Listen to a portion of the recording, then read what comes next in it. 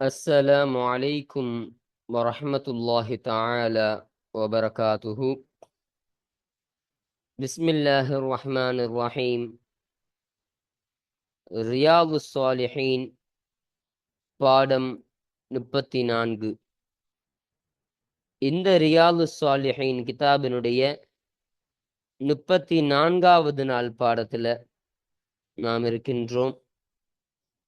இந்த பாடத்துல உண்மை என்ற தலைப்பின் கீழ் அமையக்கூடிய வரக்கூடிய இந்த ஹதீஸுகளை பற்றி நாம் பேச இருக்கின்றோம். அப்போ இந்த 34வது பாடம் இந்த உண்மை என்ற பாடத்தின் கீழே வரக்கூடிய ஹதீஸுகள் எல்லாம் நம்ம பார்த்து நிறைவு செய்யக்கூடிய ஒரு பாடமாக இருக்கு. அப்போ இதோட இந்த பாடத்தோட இந்த உண்மை என்ற தலைப்பில் அமையக்கூடிய ஹதீஸுகள்லாம் நிறைவு செய்யாச்சு. அடுத்த பாடத்துல இன்ஷா அல்லாஹ் மற்றொரு தலைப்பை பற்றி நாம் பேச இருக்கின்றோம். சரிங்களா? இப்ப பாருங்க, நம்முடைய ஜாமியா ரகீப் எஜுகேஷனல் ட்ரஸ்டின் மூலமாக பல தீன் சம்பந்தப்பட்ட சேவைகளையும் பல துன்யா சம்பந்தப்பட்ட சேவைகளையும் நாம் செய்து கொண்டிருக்கின்றோம்.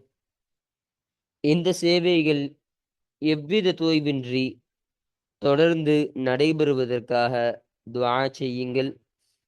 இன்னும் ஆதரவு தாருங்கள். நன்மையில் ஒன்று சேர்வோம், முந்திக்கொள்வோம். உங்களுடைய நன்கொடைகளை எங்களுக்கு நீங்கள் வழங்க விரும்பினால் எங்களுடைய பேங்க் அக்கவுண்ட் டீட்டெயில்ஸ், வங்கி முகவரிகள் இங்கு கொடுக்கப்பட்டு இருக்கின்றது. அது அல்லாமல் இங்கு QR ஸ்கேனும் கொடுக்கப்பட்டு இருக்கின்றது. இதன் மூலமாக நீங்கள் ஸ்கேன் செய்தும் உங்களுடைய நன்கொடைகளை நீங்கள் தாராளமாக வழங்கலாம். அல்லாஹு தஆலா அதன் மூலமாக உங்கள் வாழ்நாளை பரக்கத்தாக்கி தருவானாக. ஆமீன் ஆமீன் யா ரப்பல் ஆலமீன். இப்போ இந்த ரியாது ஸாலிஹீனுடைய 34வது பாடத்துல நாம் 2 ஹதீஸுகளை பற்றி நாம் பேச இருக்கின்றோம். அதுல முதலாவது ஹதீஸ் ஒரு நபியின் உடன்படிக்கை என்று அமையக்கூடிய ஹதீஸாக இருக்கு. இது கொஞ்சம் நீண்ட ஹதீஸாக இருக்கின்றது. அப்ப இந்த ஹதீஸு ஒரு நபி உடன்படிக்கை செய்த அந்த விஷயத்தை பத்தி சொல்றாங்க. அது மட்டும்தானா கேட்டா அது மட்டும் கிடையாது, கூடுதலான சில செய்திகளையும் சொல்றாங்க. அப்போ இந்த ஹதீஸுக்கான ஒரு கருத்து விளக்கத்தை நம்ம போன பாடத்திலே சொல்லியாச்சு. இந்த பாடத்துல இந்த ஹதீஸினுடைய தர்ஜிமாவை நம்ம இப்ப வாசிக்க இருக்கிறோம். அப்போ இந்த ஹதீஸ்ல அந்த நபி செய்த செயல், அந்த நபி போர் செய்த விதம், அவர் கேட்ட துஆ, அவர் எப்படியெல்லாம் உடன்படிக்கை செஞ்சாரு, எதற்காக செய்தார்கள், எதன் காரணமாக, எதை வலியுறுத்தி செய்தார்கள் என்ற அந்தந்த செய்திகளை எல்லாம் பதிவு செய்யும் காரணமாக இந்த ஹதீஸானது ஒரு நபியின் உடன்படிக்கை என்ற தலைப்பின் கீழ் அமைக்கப்பட்டிருக்கின்றது. இரண்டாவது ஹதீஸ் 2 வியாபாரிகள் என்ற தலைப்பின் கீழ் நாம் அமைக்கின்றோம். அப்போ இந்த ஹதீஸ்ல ஸல்லல்லாஹு அலைஹி வஸல்லம் அவர்கள் 2 வியாபாரிகளை பற்றி சொல்வார்கள்.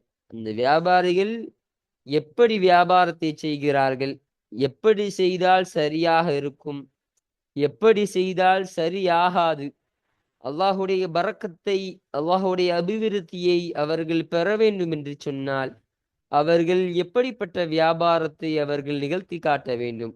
உதாரணமாக போட்டு ஸல்லல்லாஹு அலைஹி வஸல்லம் அவர்கள் இந்த ஹதீஸினை நமக்கு பதிவு செய்து தருகிறார்கள். அப்போ இந்த 2 வியாபாரிகளை பற்றி பேசக்கூடிய அந்த செய்திகளுக்கு காரணமாக தான் 2 வியாபாரிகள் என்று நாம் தலைப்பு இங்கு அமைச்சிருக்கிறோம். அப்போ இந்த ஹதீஸானது 2வது ஹதீஸை குறிக்கும். அப்போ இந்த பாடத்துல நம்ம இந்த 2 ஹதீஸுகளை பற்றி மாத்திரம்தான் நாம் பேச இருக்கின்றோம். அல்ஹம்துலில்லாஹ்.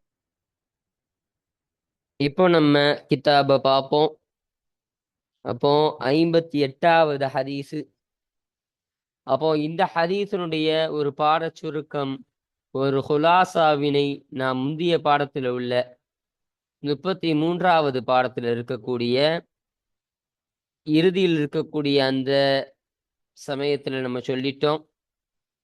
இன்ஷா அல்லாஹ் பார்க்காதவர்கள் அதை பார்த்து கொள்ளுங்கள். இந்த 58வது ஹதீஸினுடைய தர்ஜிமாவை இப்ப நம்ம வாசிப்போம். அல் ஹாமிசு 5வது ஹதீஸாக இருக்கின்றது. என்ன 5வது ஹதீஸு? சுதுக்கு என்ற பாடத்துல உண்மை என்ற பாடத்தின் கீழே பதிவு செய்யப்படக்கூடிய 6 ஹதீஸுகள்ல இருந்து இந்த ஹதீஸு 5வது ஹதீஸாக இருக்கு. சரிங்களா? இந்த ஹதீஸானது அன் அபி ஹுரைரத அபு ஹுரைரா ரலியல்லாஹு அன்ஹு அவர்களை தொட்டும் அறிவிக்கப்படக்கூடிய ஹதீஸாக இருக்கு. ரலியல்லாஹு அன்ஹு அவர்களை தொட்டும் அல்லாஹு தஆலா பொருந்திக் கொள்வானாக. கால அவர்கள் சொன்னார்கள், கால ரசூலுல்லாஹி ஸல்லல்லாஹு அலைஹி வஸல்லம் அல்லாஹுடைய தூதர் ஸல்லல்லாஹு அலைஹி வஸல்லம் அவர்கள் சொன்னார்கள். அவர்கள் சொன்னதாக அபூ ஹுரைரா ரலியல்லாஹு அன்ஹு அவர்கள் சொல்கிறார்கள். அப்ப ஸல்லல்லாஹு அலைஹி வஸல்லம் சொன்ன செய்தியை இங்க பதிவு செய்யறாங்க. கஸா நபியும் மினல் அம்பியாஇ நபிமார்களில் இருந்தும் ஒரு நபி போர் செய்தார்கள். ஸலவாத்துல்லாஹி அல்லாஹுடைய அந்த ஸலாத் என்னும் கருணையும் வசலாமுஹு இன்னும் அல்லாஹுடைய சலாம் என்னும் மீடேற்றமும் அலைஹிம் அவர்களின் மீது உண்டாகட்டுமாக. அலைஹிம் லமீர் இந்த அம்பியாக்கள் மீதும் உண்டாகட்டுமாக. அப்போ அந்த நபி சொன்னாங்க, ஃபகால லிகௌமிஹி அவர்களுடைய கூட்டத்தார்களுக்கு அவர்கள் சொன்னார்கள், லா யத்பா அன்னி என்னை பின்தொடர வேண்டாம், ரஜுலுன் ஒரு மனிதர். எப்படிப்பட்ட மனிதர்? மலக்க அவர் சொந்தமாக்கினார், புல்அம்ரஅத்தின் ஒரு பெண்ணினுடைய மர்மஸ்தானத்தை அவர் சொந்தமாக்கி கொண்டார். அப்போ ஒரு பெண்ணை திருமணம் முடிச்சாருன்னு அர்த்தம்.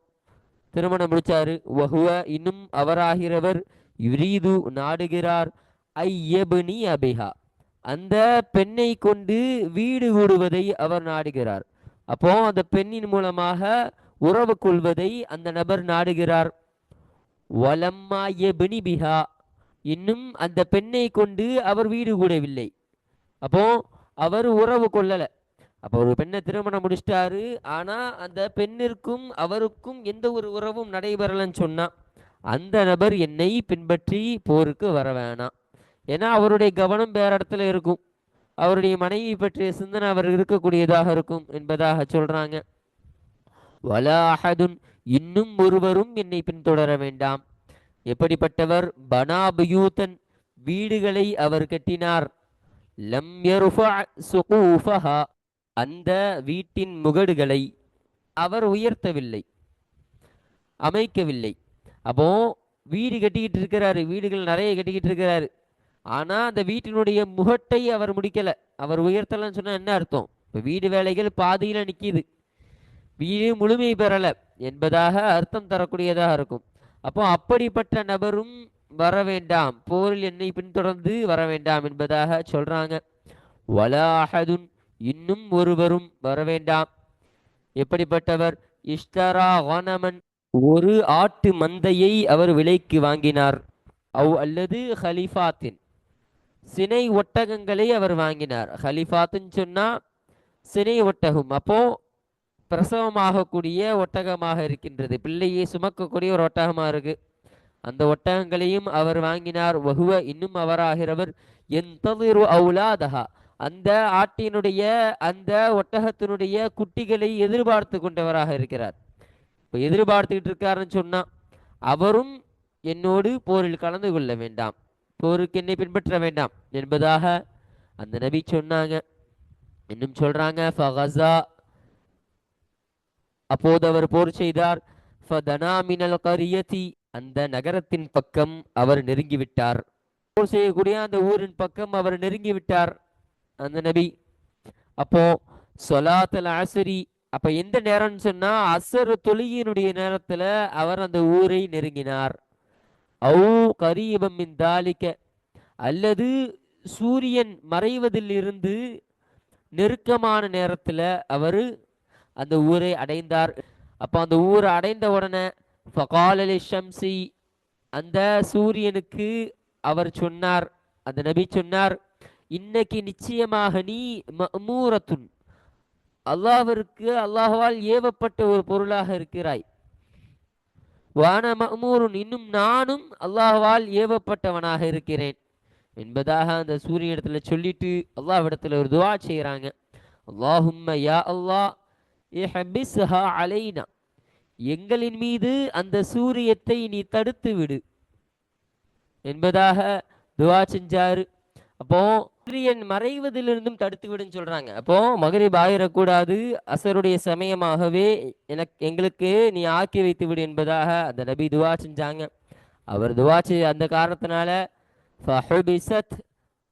அந்த சூரியன் தடுக்கப்பட்டது. ஹத்தா எதுவரை என்று சொன்னால் ஃபதஹல்லாஹு அலைஹி, அல்லாஹு தஆலா அவரின் மீது அல்லாஹ் வெற்றியை தரும் வரையிலும், அப்போ அவர் போர் செய்து அவர் வெற்றி பெறும் வரையிலும் அல்லாஹு தஆலா அவர்களின் மீது சூரியனை தடுத்து வைத்தான் என்பதாக சொல்றாங்க.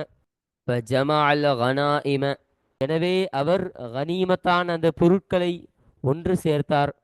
அப்போ போர் செஞ்சுட்டு அந்த போர்ல கிடைச்ச அந்த போர் பொருட்கள், கனிமத்தான பொருட்கள்லாம் ஒன்று சேர்த்தாரு. எனவே வந்தது, யானி ராவி ஆகிறவர் நாடுகிறார். அப்போ இந்த ஜாத் என்பதை கொண்டு ராவி நாடக்கூடியது என்னன்னு சொன்னா அந்நார, நெருப்பை அவர் நாடுகிறார். அப்போ நெருப்பு வந்ததுன்னு சொல்றாங்க.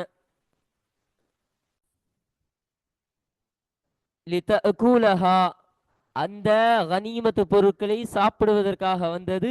ஃபலம் தத்அம்ஹா, ஆனாலும் அந்த கனிமத்து பொருளை அது சாப்பிடவில்லை.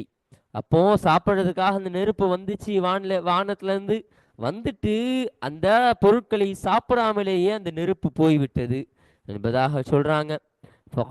அப்போ அந்த நபி சொன்னார்கள், இன்ன ஃபீக்கும் உலூலன், தன்னுடைய கூட்டத்தார்களை பார்த்து சொல்றாங்க, நிச்சயமாக உங்களில் தான் மோசடி என்பது இருக்கின்றது. அப்போ உங்க கூட்டத்துல மோசடி செய்யக்கூடிய யாரோ ஒருத்தவங்க இருக்கிறாங்க. அதன் காரணமாக தான் இப்படி நெருப்பு வந்துட்டு நம்மளுடைய கனிமத்து பொருளை அல்லாஹு தஆலா கபூல் செய்யாம அது திரும்ப அந்த நெருப்பு போய்விட்டது. உங்கள் கூட்டத்துல மோசடி செய்யக்கூடிய நபர் இருக்கிறாங்க. அதனால ஃபல்யுபாயிஅனி மின் குல்லி கபீலத்தின், ஒவ்வொரு கபீலாவிலிருந்தும் ஒரு நபரிலிருந்து என்னிடம் அவர்கள் பையாத் செய்து கொள்ளட்டும், என்னோடு உடன்படிக்கை செய்து கொள்ளட்டும் என்பதாக சொன்னாங்க. அப்போ ரஜுலுன், ஒரு மனிதர். அப்போ ஒவ்வொரு கபீலால இருந்து ஒரு மனிதர், ஒரு கோத்தர் இருக்குன்னு சொன்னா அந்த ஒவ்வொரு கோட்டத்துல இருந்து ஒரே ஒரு பிரிவினர்ல இருந்து ஒரு மனிதர் என்னோடு பையாத் செய்து கொள்ளட்டும் என்பதாக சொன்னார்கள். அப்போ பையாத் செய்ய வந்தாங்க. ஃபலஸகத் யது ரஜுலின் பியதிஹி, அந்த நபியுடைய கரத்தோடு அந்த மனிதனுடைய கரம் சேர்ந்து விட்டது. அப்போ அந்த நபி கரத்தோட அவங்களோட கை அப்படியே ஒட்டிக்கிச்சு. அப்போ ஃபகால, அந்த நபி சொன்னார்கள், ஃபீக்குமுல் குலூலு, உங்களில் தான் மோசடி என்பது இருக்கின்றது. அப்போ உங்க கபீலாவில் இருக்கக்கூடிய உங்கள் பிரிவினர்கள் இருக்கக்கூடியவர்கள தான் மோசடி செய்யக்கூடிய நபர்கள் இருக்கின்றார்கள் என்பதாக சொல்லி, எனவே என்னோடு நீங்கள் பையாத் செய்து கொள்ளுங்கள், கபீலத்துக், உங்களுடைய கபீலாக்கள், உங்களுடைய கோத்திரத்தார்கள் என்னோடு நீங்கள் பையாத் செய்து கொள்ளுங்கள், உடன்படிக்கை செய்து கொள்ளுங்கள் என்பதாக சொன்ன உடனே ஃபலஸகத் யது ரஜுலைனி அவ் ஸலாஸத்தின் பியதிஹி, அந்த நபியுடைய கையோடு 2 மனிதர்களோ அல்லது 3 மனிதர்களுடைய கை இணைந்து விட்டது. அப்போ அந்த நபிகிட்ட அந்த கூட்டத்தாரெல்லாம் ஒவ்வொருத்தலாம் செய்றாங்க. அந்த கபீலா இருக்கக்கூடிய நபர்கள் செஞ்சா அந்த நபியோட கையோட ஒரு 2-3 பேர் கை சேர்ந்து ஒட்டிக்கிச்சு. ஒட்டின உடனே ஃபகால, அப்ப சொன்னாங்க, ஃபீக்குமுல் குலூலு, உங்களில் தான் மோசடி என்பது இருக்கின்றது என்று சொன்ன உடனே எனவே அந்த மக்கள் வந்தார்கள், அந்த கூட்டத்தார்கள் வந்தார்கள். பிரஅஸின், ஒரு தலையை கொண்டு வந்தார்கள். மிஸ்லி ரஅஸி பக்கரத்தின், ஒரு மாட்டினுடைய தலையை போல உள்ள ஒரு தலையை கொண்டு வராங்க. மினத்தஹபி, தங்கத்தில் இருந்தும், அப்போ தங்கத்திலான ஒரு தலையை கொண்டு வைக்கிறார்கள், வராங்க. எனவே அந்த தலையை வைத்தார்கள். ஃபஜாஅத்தின் நாரு, எனவே நெருப்பானது வந்தது. ஃபஅகலத்ஹா, அப்பொழுது அந்த கனிமத்து பொருட்களை அந்த நெருப்பு சாப்பிட்டது. ஃபலம் தஹில்லல் கனாயிமு, கனிமத்து பொருள் என்பது ஹலால் ஆகுவதில்லை. லியஹதின், ஒருவருக்கும் கபலனா, நமக்கு முன்னாடி ஒருவருக்கும் கனிமத்து பொருள் என்பது அல்லாஹு தஆலா ஹலால் ஆக்கல, கூடுமானதாக ஆக்கல. தும்ம, பிறகு அஹல்லல்லாஹு, அல்லாஹு தஆலா ஹலாலாக ஆக்கினான். அப்போ அதுக்கப்புறம் கூடுமானதாக ஆக்குறான். லனல் கனாயிம, அந்த கனிமத்து பொருட்களை நமக்கு அல்லாஹு தஆலா கூடுமானதாக ஆக்குறான். எப்போ? லம்மா ரஆ, அல்லாஹு தஆலா பார்த்த பொழுது, ضعفنا, நம்முடைய பலவீனத்தை பார்த்த பொழுது, வஅஜஸ்னா வஅஜ்ஸனா, இன்னும் நம்முடைய அந்த இயலாமையை அல்லாஹு தஆலா பார்த்த பொழுது, இதெல்லாம் பார்த்தவன் அல்லாஹு தஆலா அந்த கனிமத்தை ஹலாலாக நம்ம தந்துட்டான். ஃபஅஹல்லஹா லனா, எனவே அல்லாஹு தஆலா நமக்கு அந்த கனிமத்து பொருளை ஹலாலாக ஆக்கிவிட்டான். அப்போ கூடுமானதாக ஆக்கி விடுகிறான் என்பதாக இந்த செய்தியை அந்த நபி தன்னுடைய கூட்டத்தார்களுக்கு சொன்னதாக ஸல்லல்லாஹு அலைஹி வஸல்லம் அவர்கள் தன்னுடைய சஹாபாக்களுக்கு சொல்லி காட்டுறாங்க. முத்தஃபகுன் அலைஹி, இந்த ஹதீஸானது புகாரி முஸ்லிம் இருவராலும் இத்திஃபாக் செய்து சேர்ந்து அறிவித்த ஹதீஸாக இருக்கின்றது. இன்னொரு விளக்கத்தை சொல்றாங்க பாருங்க. அல் ஹலிஃபாத்து, அப்ப அந்த மேல சொன்னாங்களே இல்லையா ஹலிஃபாத்தின்னு, அப்போ இந்த வார்த்தைக்கான ஒரு அர்த்தம், ஒரு விளக்கத்தை சொல்றாங்க. எப்படி வாசிக்கணும் முதல்ல சொல்றாங்க பாருங்க. பிஃபத்ஹில் ஹாஇல் முஅஜமதி, முஅஜமான அந்த ஹாவுக்கு, புள்ளி வைக்கப்பட்ட அந்த ஹாவுக்கு ஃபதஹை கொண்டு வாசிக்கணும். வகஸரில் லாமி, இன்னும் லாமுக்கு கசரை கொண்டு வாசிக்கணும். ஹலிஃபாத்தி என்பதாக வாசிக்கணும் என்பதாக சொல்றாங்க. ஜம்உ ஹலிஃபத், அப்போ ஹலிஃபத்துன்னு சொன்னா ஒரு ஒட்டகம். ஹலீஃபத்தினுடைய ஜம்மாக தான் ஹலீஃபாத் என்பது, பன்மையாக தான் ஹலீஃபாத் என்பது இருக்கின்றது என்பதாக சொல்றாங்க. வஹிய, இன்னும் அதுவாகிறது, அந்த ஹலீஃபத் ஆகிறது அந்நாகத்துல் ஹாமில், சுமக்கக்கூடிய ஒட்டகம். அப்போ சுமக்கக்கூடிய ஒட்டகம்னா என்ன சுமக்கக்கூடியது? குழந்தைகளை சுமக்கக்கூடிய, அப்போ பிரசவமாகக்கூடிய ஒட்டகமாக இருக்கின்றது.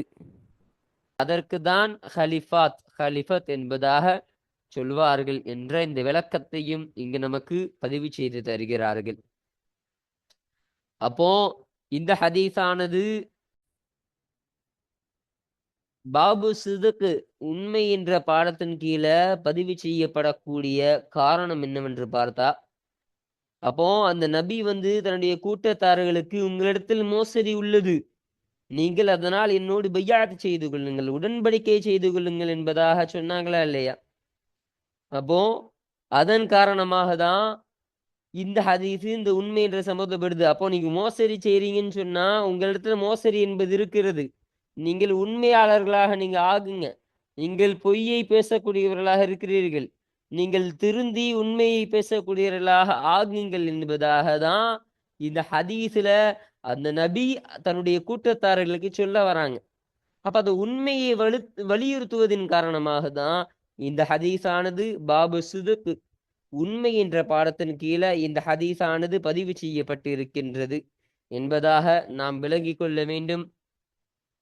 இன்னும் நாம் மேலேயே சொல்லப்பட்டது மாதிரி நபியின் உடன்படிக்கை என்ற தலைப்பின் கீழேயும் இந்த ஹதீஸானது அமையக்கூடியதாக இருக்கின்றது. சரிங்களா? இதுதான் இந்த 58வது ஹதீஸுடைய மொத்த கருத்தும். அடுத்தபடியாக நாம் 59வது ஹதீஸை பார்ப்போம். இந்த 59வது ஹதீஸ்ல என்ன சொல்றாங்கன்னா, ரசூலுல்லாஹி ஸல்லல்லாஹு அலைஹி வஸல்லம் அவர்கள் 2 வியாபாரிகளை பத்தி சொல்றாங்க. இப்போ 2 வியாபாரிகள் சொன்னா யார் யாருன்னா, அந்த பொருளை வாங்கக்கூடியவரும் அந்த பொருளை விற்கக்கூடியவரும் பத்தி பேசுறாங்க. அந்த பொருளை வாங்கக்கூடியவரும் விற்கக்கூடியவருக்கும் அவர் பிரிஞ்சு போற காலம் வரைக்கும், ஒருவர் விட்டு ஒருவர் பிரியும் காலம் வரைக்கும் அவருடைய ஒப்பந்தம் இருக்கும். அவர்களுக்கு இடையில சுயமாக ஒரு ஒப்பந்தம் என்பது இருக்கும் என்பதாக சொல்றாங்க. அந்த 2 நபர்களும் தன்னுடைய விஷயத்துல ஏமாத்தாம தெளிவாக அவர்கள் உண்மையை பேசி அந்த பொருட்களுடைய தரம் குறித்து தெளிவாக பேசிவிட்டால் அவர்களுக்கு அவருடைய வியாபாரத்தில் அல்லாஹு தஆலா பரக்கத் செய்யக்கூடியவனா இருக்கிறான். அப்படி அவங்க சரியா செய்யல, பொய்யை சொல்லி சில விஷயங்களை மறைச்சி அவர்கள் வியாபாரத்தை செய்கிறாங்க அப்படின்னு சொன்னா அவர்களுடைய பரக்கத்தை அல்லாஹு தஆலா அடியோடு கலைக்கப்படும். அவருடைய பரக்கத்தை அல்லாஹு தஆலா இல்லாமல் ஆக்குவான் என்பதாக சொல்றாங்க. அப்போ இதுதான் இந்த ஹதீஸினுடைய ஒரு கருத்தாக இருக்கு. இப்போ இந்த ஹதீஸை வாசிப்போம் வாங்க. 59வது ஹதீஸ் அஸ்ஸாதிசு 6வது ஹதீஸாக இருக்கு. இப்போ இந்த பாபு சிதக் உண்மை என்ற பாடத்தின் கீழ் பதிவு செய்யப்படக்கூடிய 6வது ஹதீஸாக இந்த ஹதீஸ் இருக்கு. இந்த ஹதீஸ் யாரையை தொட்டும் அறிவிக்கப்படுதுன்னு பார்த்தா அன் அபி ஹாலிதின் ஹக்கீம் பின் ஹிஸாம் ரதியல்லாஹு அன்ஹு. அப்போ அபு ஹாலித் என்பவருடைய தந்தையான ஹக்கீம் பின் ஹிஸாம் என்பவருடைய மகனான ஹக்கீம் ரதியல்லாஹு அன்ஹு அவர்களை தொட்டும் அறிவிக்கப்படக்கூடியதாக இருக்கு. ரதியல்லாஹு அன்ஹு அவர்களை தொட்டும் அல்லாஹு தஆலா பொருந்திக் கொள்வானாக. இந்த காலவுடைய லமீர் யாரு? ஹக்கீம் பின் ஹிஸாம் ரதியல்லாஹு அன்ஹு அவர்கள். அப்போ அந்த ஹக்கீம் ரதியல்லாஹு அன்ஹு அவர்கள் சொன்னார்கள், கால ரசூலுல்லாஹி ஸல்லல்லாஹு அலைஹி வஸல்லம், அல்லாஹுடைய தூதர் ஸல்லல்லாஹு அலைஹி வஸல்லம் அவர்கள் சொன்னதாக ஹக்கீம் ரதியல்லாஹு அன்ஹு அவர்கள் பதிவு செய்கிறாங்க. அப்போ என்ன சொல்றாங்க? அல் பையானி, இரண்டு வியாபாரிகள் ஆகிறவர்கள் பில் ஹியாரி, தனக்கு உண்டான அந்த ஒப்பந்தத்தை அவர் சுய விருப்பத்தோடு அவர்கள் செய்யக்கூடியவர்களாக இருக்கிறார்கள். எப்போ? மாலம் யதஃபர்ரகா, அவர்கள் இருவரும் பிரிந்து செல்லாத காலம் வரையிலும். இப்போ ரெண்டு பேரும் பிரிந்து செல்லாத வரைக்கும் அவர்களுக்கான சுய விருப்பத்திற்கு ஏற்றவாறு அவர்களுடைய அக்கதை அமைத்து கொள்ளலாம், அவர்கள் உடன்படிக்கையை அவர்கள் அமைத்து கொள்ளலாம் என்பதாக சொல்றாங்க. ஃபைன் சதகா, இன்னும் அவர்கள் இருவரும் உண்மையை பேசினால், வபையனா, இன்னும் அவர்கள் இருவரும் தெளிவுபடுத்தினால். அப்போ பொருளை விற்கக்கூடிய அந்த பொருளின் தரம் குறித்தான விஷயத்துல அவர்கள் இருவரும் தெளிவாக உண்மையை பேசிட்டான்னு சொன்னா பூரிக லஹுமா, அவர்கள் இருவருக்கும் பரக்கத் செய்யப்படும். ஃபீ பைஇஹிமா, அவர்கள் இருவருடைய வியாபாரத்திலும் அல்லாஹு தஆலா பரக்கத் செய்வான், பரக்கத் செய்யப்படும் என்பதாக சொல்றாங்க. வயின் கதபா, இன்னும் அவர்கள் இருவரும் பொய் பேசிவிட்டால், வக்கதமா, இன்னும் மறைத்து விட்டால். அப்போ ஒரு விஷயம் விளங்கணும், என்ன பொய் சொல்லி என்ன மறைச்சிட்டாங்க. அப்போ அந்த வியாபாரம் செய்யக்கூடியவர் என்ன விஷயத்த உண்மையை பேசணும்னு சொன்னா அவர் தரக்கூடிய அந்த பொருள் எந்த அளவுக்கு தரமாக இருக்குமோ அந்த தரத்தை அவருக்கு விவரிக்கணும். இந்த பொருள் இப்படி தான் இருக்கும், இதற்கான விலை இவ்வளவு தான். அதாவது சுருக்கமாக சொல்ல போனால் எந்த ஒரு ஏமாத்தலும் இல்லாமல் தன்னுடைய அந்த பொருளை அவர் விற்க வேண்டும். இதுதான் அந்த விற்கக்கூடியவருக்கான ஒரு ஷர்த்தாக ஒரு கட்டாயமாக இருக்கு.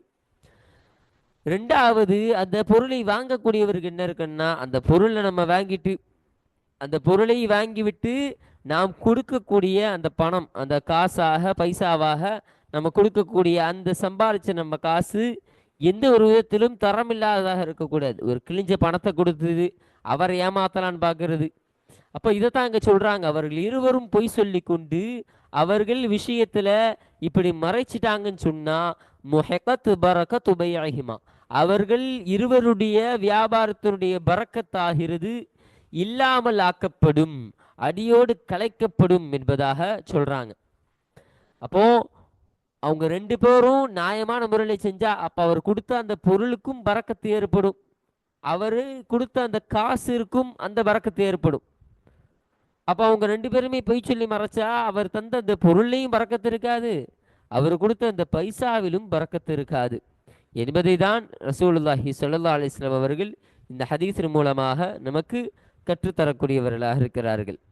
முத்தஃபகுன் அலைஹி, இந்த ஹதீஸானது புகாரி முஸ்லிம் இருவராலும் சேர்ந்து அறிவித்த ஹதீஸாக இந்த ஹதீஸானது அமையக்கூடியதாக இருக்கு. அப்போ இந்த ஹதீஸு பாபு சுதுக்கு உண்மை என்ற பாடத்தின் கீழே பதிவு செய்யப்படக்கூடிய காரணம் என்னவென்று சொன்னால், ஸல்லல்லாஹு அலைஹி வஸல்லம் அவங்க சொன்னாங்களா இல்லையா, அந்த இரண்டு நபர்களும் உண்மையை சொல்லி வியாபாரம் செய்யறாங்க. ஃபைன் சதகா, அவர்கள் உண்மையை பேசுறாங்க, தெளிவான உண்மையை சொல்லி அவர்கள் வியாபாரத்தை நல்ல முறையில் செய்கிறாங்க சொன்னா அல்லாஹ்வுடைய பரக்கத்து கிடைக்கும். அப்போ அவர்கள் உண்மையை பேசினார்கள், பேசினால் என்ற ஒரு விஷயத்தை ஸல்லல்லாஹு அலைஹி வஸல்லம் அவர்கள் இந்த ஹதீஸ்ல பதிவு செய்வதன் காரணமாக தான் இந்த ஹதீஸானது இந்த பாபு சிதக், இந்த உண்மை என்ற பாடத்தின் கீழே இந்த ஹதீஸை பதிவு செய்யப்பட்டிருக்கின்றது. இன்னும் நான் மேலேயே சொல்லப்பட்டது மாதிரி 2 வியாபாரிகள் என்ற தலைப்பின் கீழேயும் இந்த ஹதீஸானது அமையக்கூடியதாக இருக்கின்றது. அப்போ ஆக மொத்தம் இந்த பாடத்தோடு இந்த பாபு சிதுக்குல சொல்லப்பட்ட இந்த 6 ஹதீஸுகளையும் நம்ம ஒவ்வொன்றாக நம்ம பார்த்தாச்சு. இன்றைக்கு இறுதியாக இந்த 2 ஹதீஸையும் பார்த்து இந்த பாபு சிதுக் என்ற பாடத்தை நம்ம நிறைவு செஞ்சாச்சு. இன்ஷா அல்லாஹ் அடுத்த பாடத்துல பாபுல் முராகபா என்ற அமையக்கூடிய இந்த பாபை பற்றி நாம் பேச இருக்கின்றோம். ரியாது சாலிஹினுடைய 5வது பாபாக இருக்குது. இப்போ இந்த பாடத்துல என்னென்ன ஹதீஸுகளை பற்றிலாம் பேசுறாங்க என்பதை பற்றி இன்ஷா அல்லாஹ் நாம் அடுத்த பாடத்துல தெள்ள தெளிவாக பேசுவோம். வாஹிர் தஅவானா அல்ஹம்துலில்லாஹி ரப்பில் ஆலமீன். அஸ்ஸலாமு அலைக்கும் வரஹ்மத்துல்லாஹி தஆலா வபரகாத்துஹு.